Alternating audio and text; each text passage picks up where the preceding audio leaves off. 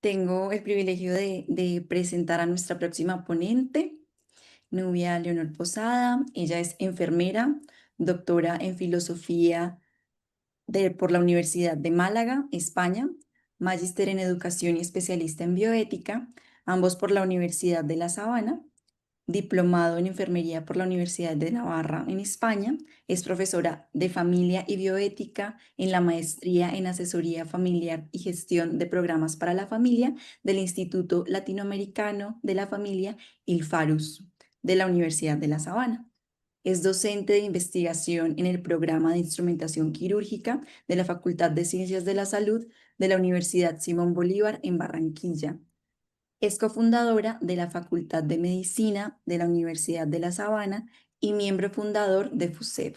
Bienvenida, doctora Nubia. Ya nos va a hablar el día de hoy de una temática muy relevante que nos lleva a preguntarnos qué es morir con dignidad.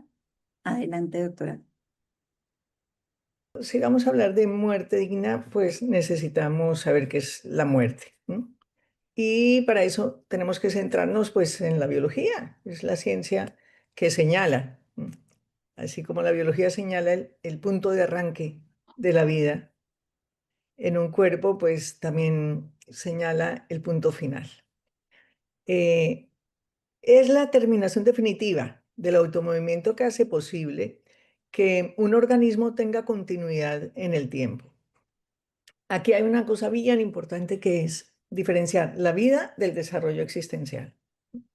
La vida es un conjunto de características de ciertos cuerpos desde el punto de vista biológico, ¿no? Y es autogestión, tanto desde un punto de vista biológico como desde el punto de vista espiritual. Y el desarrollo existencial es la continuidad de la vida. Cuando hablamos de calidad de vida en un ser humano, que es una realidad espíritu-corpórea, como ahora vamos a intentar mostrar, pues obviamente es óptima, porque el universo está constituido de partículas de energía. En cambio, el ser humano, aunque sea unicelular, trasciende el universo mismo, por ser constitutivamente no solo un cuerpo formado por partículas subatómicas, sino también una realidad simple. Entonces, vida óptima la tiene el ser humano de entrada por encima de la totalidad del universo desde que es constitutivamente humano. Y eso sucede desde que es un cigoto, una realidad, un organismo unicelular, genéticamente identificado como de la especie humana. No por identificado es humano, sino que porque es humano puede ser identificado. Bueno, entonces, ¿qué es lo que se termina? La muerte es un respecto a. No se puede hablar de muerte sin hablar de vida.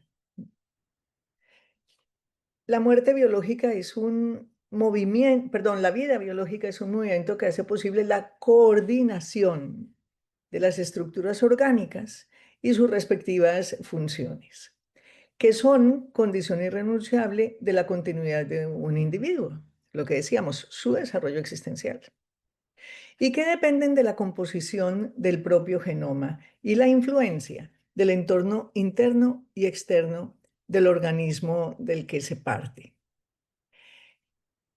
La vida humana es autocambio sin que se extinga el propio ser. Es la diferencia con el resto de seres del universo. Sin que se extinga el propio ser, aunque se cese de tener cuerpo biológico. Todo cuerpo vivo tiene unas formas de automovimiento que son específicas de los seres vivos. Automovimiento en cuanto a inmanencia, que es el movimiento que tiene como finalidad la continuidad del propio cuerpo, no genera un impacto externo. Por ejemplo, el sistema circulatorio. El crecimiento, que no es la acumulación de células. Una bacteria es una célula y crece. ¿En qué sentido crece? En que aplica la programación química de lo que es su constitución y su funcionamiento a lo largo del tiempo. El intercambio de sustancias con el entorno. Todo ser vivo tiene al menos una membrana celular, algo que lo separa de su entorno y lo individualiza respecto a este. Y hay una característica que no la vive todo cuerpo vivo, pero es exclusiva de cuerpos vivos, y es la reproducción o co-causación de otros organismos de la misma especie. ¿Por qué co? Porque todo ser limitado es causado por otro. Y un universo compuesto por seres limitados necesariamente es causado. Y la causación no es solamente dar ser. El acto de ser no es simplemente comenzar a ser, sino es avanzar en la plenitud que corresponde al propio ser. Y ese avance demanda continuidad en el ser. Entonces, el ser generador de otros seres, el ser causante, el ser originante, es también continuador, dador de la continuidad de lo causado.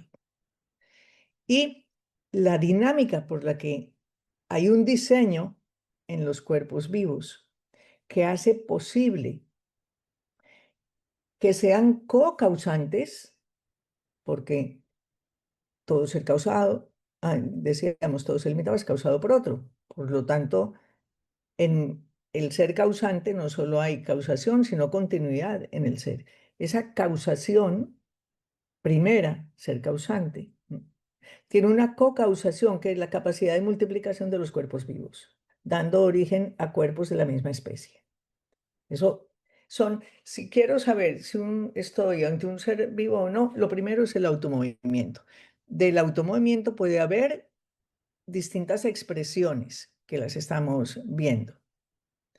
Que una célula sea un organismo humano y por lo tanto un ser humano, pero no alcance a duplicarse, pues eso no quiere decir que no sea un ser humano. Si tiene una falla que impide la duplicación, pues porque es humano, puede padecer esa falla. Todo lo que sucede en un ser humano sucede porque es humano, no por el hecho de que suceda, se deduce que se es humano, sino que porque es humano puede suceder todo lo sucedible en el ser humano. Esto es muy importante porque si no, condicionamos el reconocimiento de un ser humano y de su dignidad o valor a ciertas características.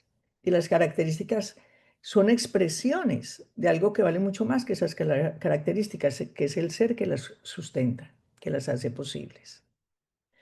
¿Qué diferencia específica tiene la vida humana en el universo conocido? Porque pues seres vivos hay muchos y además la especie humana es una de las más recientes. Lo que tiene como propias estas capacidades se llama espíritu, las capacidades que voy a exponer. Y el cuerpo humano vale más porque lo perfecciona. O sea, ¿cuál es el plus del valor de un cuerpo humano? Porque en un hospital podemos oír, no, es que ya no tiene calidad de vida, está en coma, entonces ya no tiene, es vegetal, no es vegetal, porque se pertenece a la misma especie durante la vida entera. Nadie salta a otra especie con argumento de que está en coma. Esas imprecisiones llevan a una desvaloración muy nociva de lo que es un ser humano. Entonces vamos a ver qué hay en los seres humanos que no es explicable con la sola biología. La biología no alcanza a dar razón de esas realidades. En cambio, sí, de esas realidades se pueden deducir las características de una realidad simple, que es en lo que realmente, de modo más contundente, consiste el ser humano, porque el cuerpo caduca. El cuerpo humano, el ser humano, es capaz de plantearse la nada. Eh, Hoy en día se conoce perfectamente la fórmula química de una sinapsis. Se saben los componentes, se sabe el orden, qué elemento sale, cuál entra, cuál vuelve a salir, cómo se vuelve al estado en el que se es capaz otra vez de una nueva sinapsis, etc. Entonces, ¿qué hace posible que la misma fórmula química de la misma neurona interactuando con otras genere millones de ideas, como sucede en un día en los cerca de 8.000 millones de seres humanos, completamente distintas, siendo la misma fórmula química? ¿Qué hay? La idea no tiene partículas subatómicas. Las partículas subatómicas las tienen las sustancias que intervienen en la sinapsis, pero no la idea, no los millones, miles de millones de ideas distintas, aunque sea la misma fórmula química. Y el plantearse la nada es determinante para entender que nuestro ser no se agota en cuerpo. ¿Por qué? De la nada nada es. Nada significa ausencia de ser. Pero toda la energía es presente y al relacionarse solo expresa las formas de relación de la energía y de ahí no pasa. En cambio, trascender a la totalidad de un universo constituido por energía y plantearse lo que no es, que por lo tanto tampoco es energía, solo es posible si se tiene una perfección superior a la energía misma. Y eso lo hacemos los seres humanos, somos capaces de plantearnos la nada. Por lo tanto, en nosotros hay una perfección que es simple, no tiene límites respecto a los límites que pone la energía y trasciende la energía misma. Y además es capaz de plantearse la antítesis de ser, que es la ausencia de ser, la nada. Entonces, esa perfección es la que llamamos espíritu. Es la misma con la que notamos que todos los animales están sujetos a leyes de física y química, pero nosotros podemos trascender, en cierto modo, esas leyes. Por ejemplo, no hay una vaca que haga régimen y nosotros hacemos régimen. ¿Por qué nosotros contradecimos la tendencia instintiva a saciar el hambre? Porque somos capaces de proyectarnos a futuro y tener unas metas. Voy a cuidar mi salud. Entonces, nos abrimos a alternativas distintas a la mera dinámica biológica. Por lo tanto, en nosotros hay más que biología. Y nosotros, además, por ejemplo, un soldado que da la vida por la patria, tenemos intereses que superan la conducta típica del resto de especies. Esa conducta típica es una manera de garantizar la continuidad de la especie. Las ratitas en el laboratorio se les olvida darles comida, entonces pues las más grandes se comen a las más chiquitas, por ejemplo. Es una forma de conservar la especie. Nosotros no, nosotros somos capaces incluso de arriesgar la vida biológica por bienes superiores a la biología misma. Por ejemplo, los que lucharon por la libertad en nuestro país y los que siguen luchando por cuidarnos. La trascendencia. El, eh, el ser humano es capaz de romper el presente. Sabemos que el pasado no es, el futuro no es, pero nosotros rompemos el universo presente, que es en el que está toda la energía. Y somos capaces de movernos más por lo que todavía no es, por lo que nos queremos proponer llegar a ser, que por lo que es. Entonces, esa ruptura del presente evidencia que nosotros no somos solamente energía presente, que somos más que energía. La autodonación, o sea, que esa es el amor, procurar de modo constante y creciente el mayor bien posible para otro ser que es persona. Eso, ese sacrificar las tendencias biológicas, sacrificar bienes que no son los mayores para lograr el mayor, amar siempre duele porque renunciar a algunos bienes para conseguir el mayor. Eso solamente es posible en una realidad espiritual. El animal no se sale de su paquete de conductas y agarra y ataca. El ser humano es capaz. Se ha referido a sus iguales. Nadie se hace mejor persona sin abrirse a la realidad de otras personas. Solo procurando el mayor bien posible para otros, estamos nosotros haciendo realidad el mayor bien posible para nosotros. Porque reconociendo el bien que son, del que se deduce el derecho que tienen a que se les cuide con amor, nosotros estamos desarrollándonos como personas.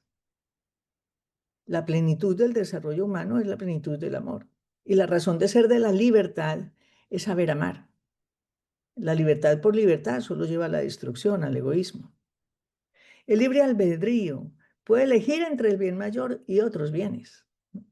La independencia relativa. El ser humano sale, ya lo habíamos dicho, de su determinismo biológico. Por lo tanto, a un ser humano no se le puede decir animal, porque ningún animal es realidad de espíritu corpórea y el ser humano sí. Ser referido a su autor. El ser humano es capaz de darse cuenta que si el universo está lleno de seres limitados y por lo tanto no a razón de sí mismo, porque todo comienza y termina en él, necesariamente hay un ser que dé continuidad a lo que no da por sí mismo explicación de su propia continuidad, ni tiene la capacidad de dársela. ¿Ves? Ahí nosotros somos capaces de reconocer y actuar en coherencia con que si somos libres y, y hay continuidad en nuestro ser, a pesar de que contraigamos el bien que somos, necesariamente se nos ama por nosotros, no por lo que hacemos.